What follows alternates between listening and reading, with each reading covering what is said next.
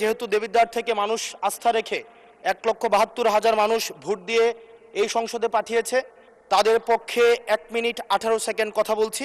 আমার দেবিদ্বার থেকে চান্দিনার একটা রাস্তা আছে, যে রাস্তা দিয়ে 2 লক্ষ মানুষের যাতায়াত। মাননীয় স্পিকার, 2 লক্ষ মানুষের যাতায়াত হলেও এই রাস্তাটা মাত্র 12 ফিট, অর্থাৎ 2টা সিএনজি একসাথে 2টা ক্রস করতে পারে না। আমাদের ওখানে 11টা ইউনিয়নের মধ্য দিয়ে রাস্তাটা গিয়েছে।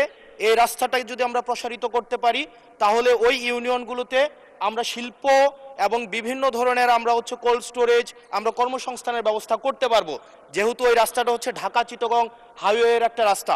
এবং এই রাস্তাটা যদি আমরা প্রশস্ত করতে পারি, তাহলে আমাদের কুমিল্লা থেকে, আমাদের ঢাকা থেকে যে সিলেটের যে যাতায়াত, সেই যাতায়াত হচ্ছে আমাদের 40 কিলোমিটারের মতো কমে যাবে। মাননীয় স্পিকার, সার্বিক দিক বিবেচনায় কর্মসংস্থান বৃদ্ধি এবং যোগাযোগ হচ্ছে আমাদের 40 কিলোমিটার কমানোর জন্য আমাদের কুমিল্লা, আমাদের দেবিদ্বার থেকে চান্দিনার যে রাস্তাটা আছে সেটা 12 ফিট আছে।